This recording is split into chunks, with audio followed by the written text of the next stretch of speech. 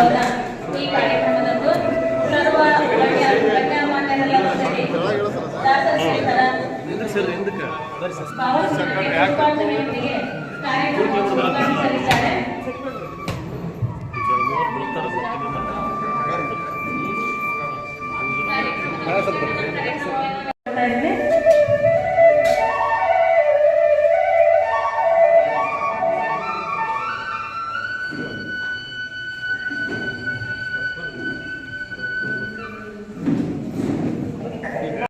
ಕಾರ್ಯಕ್ರಮದಲ್ಲಿ ಸಹಕರಿಸಿರ್ತಕ್ಕಂಥ ನಮ್ಮ ದಾವಣಗೆರೆ ಜಿಲ್ಲೆಯ ಕನ್ನಡ ಸಾಹಿತ್ಯ ಪರಿಷತ್ತಿನ ಅಧ್ಯಕ್ಷರಾಗಿರ್ತಕ್ಕಂಥ ಶ್ರೀ ವಾಮ್ಯಪ್ಪ ಸರ್ ಅವರಿಗೂ ಹಾಗೂ ತಾಲೂಕಿನ ದಂಡಾಧಿಕಾರಿಗಳಾಗಿರ್ತಕ್ಕಂಥ ಕಲಿಮುಲ್ಲಾ ಸರ್ ಅವರಿಗೂ ಹಾಗೂ ನಮ್ಮ ಕುರುಬ ಸಮಾಜದ ಸಂಪತ್ತು, ಆ ಸಂಪತ್ತನ್ನ ಎಲ್ಲರಿಗೆ ದಾನ ಮಾಡಿ ಅವನು ಒಂದು ತುಂಡು ಗಚ್ಚೆ, ಮೈ ಮೇಲೆ ಒಂದು ಕಮಳೆ ತುಂಡು, ಕೈಯಲ್ಲಿ ಒಂದು ಭಿಕ್ಷೆ ಪಾತ್ರೆ ಇಟ್ಕೊಂಡು ಹೋಗ್ತಾನೆ.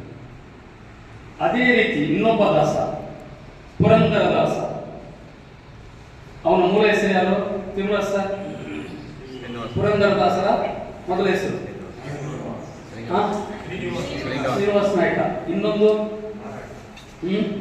ನವಕೋಟಿ ನಾರಾಯಣ. ನೋಡಿ, ಇವರಿಬ್ಬರು ಸಹ ಅವನು ನವಕೋಟಿ ನಾರಾಯಣ, ಕೋಟಿಗಳ ಒಡೆಯ ಯಾರು? ಪುರಂದರ ದಾಸ, ಶ್ರೀನಿವಾಸ ಅಥವಾ ನವಕೋಟಿ ನಾರಾಯಣ. ಅದೇ ರೀತಿ ಇವನು ಕನಕ. ಇವರು ಮೂಲ ಹೆಸರು, ಇವರು ಪೂರ್ವಾಶ್ರಮದಲ್ಲಿ ಏನಾಗಿದ್ರು, ಮುಂದೆ ಅವರು ದಾಸರ. ಎಷ್ಟು ಜಿಪುಣ ಪುರಂದರ ದಾಸ ಅಂದ್ರೆ, ಎಷ್ಟು ಜಿಪುಣ ಅಂದ್ರೆ, ಒಮ್ಮೆ ಅಲ್ವಾ ಸರ್? ಎಸ್, ಸಾಕ್ಷಾತ್ ಶ್ರೀಮನ್ ನಾರಾಯಣನೇ ಅವರ ಮನೆಗೆ ಭಿಕ್ಷೆ ಕೇಳ್ಕೊಡ್ತಾರೆ. ಹೆಂಡತಿಗೆ ಏನೇನೇನೋ ಕೊಟ್ಟಿರೋದು. ಭಿಕ್ಷಾಂದೆ ಅಂತ ಬಂದಾಗ ನನ್ನ ಮನೆಯಲ್ಲಿ ಏನಿಲ್ಲ ಅಂತ, ನವಕೋಟಿ ನಾರಾಯಣ ಪತ್ನಿ ಅಂತ ಶ್ರೀಮಂತ, ನನ್ನ ಹತ್ರ ಏನಿಲ್ಲ ಅಂದಾಗ ನಿನ್ನ ಮೂಗಲ್ಲಿ ಕೊಟ್ಟಿದೆಯಲ್ಲಮ್ಮ ಅಂತ ಕೇಳ್ತಾರೆ ಶ್ರೀಮನ್ ನಾರಾಯಣ. ಸರಿ ಅಂತೇಳಿ ಆಕೆ ಬಿಚ್ಕೊಡ್ತಾಳೆ. ಅವನು ನೇರವಾಗಿ ತಗೊಂಡು ಹೋಗಿ ಇವನೇನೋ ಬಂಗಾರದ ಅಂಗಡಿ ಇರ್ತದಲ್ಲ ಶ್ರೀನಿವಾಸ, ಅವನ ಅಂಗಡಿ ತಗೊಂಡು ಹೋಗ್ತಾನೆ. ಅವನು ನೋಡಿಬಿಟ್ಟು, ಮುಕ್ತಿ ಇದು ನನ್ನ ಬಹುತೇಕ ನನ್ನ ಹೆಂಡತಿದೆಯಲ್ಲ ಅಂತ ಹೇಳಿ ಅದನ್ನ ತೆಗೆದು ಒಂದು ಡ್ರಾದಲ್ಲಿ ಹಾಕಿ ಲಾಕ್ ಮಾಡಿ ಸೀದಾ ಮನೆಗೆ ಬರ್ತಾನೆ. ಮನೆಗೆ ಬಂದು ಹೆಂಡತಿ ಕರೀತಾನೆ, ಮೂಗು ನೋಡ್ತಾನೆ, ಮೂಗಿಗೆ ಮುಖ ಪಟ್ಟಿರಲ್ಲ. ಮುಖ ಪಟ್ಕೊಡೋದು. ಸರಿ, ಒಳಗಿದೆ ತರ್ತೀನಂತ ಒಳಗೆ ಹೋಗಿ ಹಾಕಿ ವಿಷವನ್ನು ತಗೊಂಡು ಕುಡಿಬೇಕಂತ ಹಿಂಗೆ ಎತ್ಕೊಡ್ತಾರೆ. ಟಕ್ಕಂತ ಮೇಲೆ ಏನು ಬೀಳ್ತದೆ, ಏನು ಬಿತ್ತಲ್ಲ ಅಂತ ಆ ಲೋಟದಲ್ಲಿ ಬಟ್ಟೆ ಇಟ್ಟು ನೋಡಿದ್ರೆ ಅದನ್ನು ಬಟ್ಟೆ ಅದನ್ನು ತೆಗೆದು ಒರೆಸಿ ಗಂಡ ಕೈ ಕೊಡ್ತಾಳೆ. ಅವನಿಗೆ ಆಶ್ಚರ್ಯ ಆಗ್ತದೆ, ಇದೇ ಮುಟ್ಬಿಟ್ಟು ನನ್ನ ಬಂಗಾರದ ಅಂಗಡಿಯಲ್ಲಿ ಲಾಕ್ ಮಾಡಿಟ್ಟು ಬಂದಿದ್ದೀನಿ, ಇದೇನು ಬಂತು? ಅವತ್ತು ಜ್ಞಾನೋದಯ ಆಗ್ತದೆ, ಅವನ ಬದುಕಿನ ತಿರುವು ಬೇರೆ ಆಗ್ತದೆ. ಇದು ಅಲ್ಲಿಂದ ಅದನ್ನೇ ದಾಸನಾಗೋಗಿ ದೇಶೇನಾಗೋಗಿ ಈ ರೀತಿಯಾಗಿರ್ತಕ್ಕಂಥ ವೃತ್ತಾಂತಗಳು ಅನೇಕಿದೆ. ಇಂಥವನ್ನ ಬರಬೇಕಾದ ಜನರೇಷನ್ ನಾವು ತಿಳಿಸ್ಬೇಕಾಗ್ತದೆ. ಈ ಜ್ಞಾನದಾಸ ನೋಡಿ, ಅಷ್ಟು ಕೋಟ್ಯಾಧಿಪತಿಗಳಾಗಿ ಹೋದ್ರೂ ಅದರಲ್ಲಿ ಏನು ಸುಖ ಇಲ್ಲ, ನಶ್ವರ ಅಂತಕ್ಕಂಥ ಸಂಪತ್ತಿಗೇನಿಲ್ಲ ಅಂತೇಳಿ ಬಿಟ್ಟು ಯಾವುದು ಶಾಶ್ವತವಾಗಿರ್ತಕ್ಕಂಥ ಜ್ಞಾನ ಇದೆಯೋ ಅದರ ಕಡೆಗೆ ಅವರು ಹುಡ್ಕೊಂಡು ಹೋಗ್ತಾರೆ. ಅದಕ್ಕೆ ಹೇಳ್ತಾ ಇದ್ರು, ಯಾರೋ ಒಬ್ರು ಹೇಳಿದ್ರು, ಎಷ್ಟು ಚೆನ್ನಾಗಿದ್ರು, ಕುಲ ಕುಲ ಎಂದು ಹೊಡೆದಾಡುವ ಕುಲದ ನೆಲೆಯ ನೀವು ಏನಾದರೂ ಬಲ್ಲಿರಣ್ಣಗಳಿರ, ನಡೆಯೋದು ಒಂದೇ ಭೂಮಿ, ಸುಡೋದು ಒಂದೇ ಅಗ್ನಿ, ಉಸಿರುವುದು ಒಂದೇ ಗಾಳಿ, ಕುಡಿಯೋದು ಒಂದೇ ನೀರಿರಬೇಕಾದ್ರೆ ಈ ನರಮನುಷ್ಯನಲ್ಲಿ ಎಲ್ಲಿ ಬಂತು ಕುಲ ಅಂತಕ್ಕಂಥ ಮಾತನ್ನ 500 ವರ್ಷಗಳ ಕೆಳಗಡೆ ಒಬ್ಬ ಕುರಿಕಾಯ ಹುಡುಗ ಹೇಳ್ತಾನಂದ್ರೆ ಅವನು ಹೇಳಿಲ್ಲ.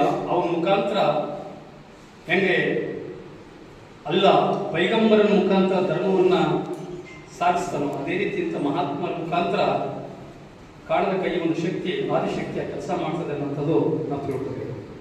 ಇವತ್ತು ಯಾಕೆ ನಾವು ಇವನ್ನೆಲ್ಲ ಮಾಡ್ತೀವಿ? ಇವತ್ತು ಯಾಕೆ ಸಿದ್ದರಾಮಯ್ಯರು ಈ ಒಂದು ಅವರಿಗೆ ಎಷ್ಟು ಜನ ಹೇಳಿಸ್ತಾರೆ?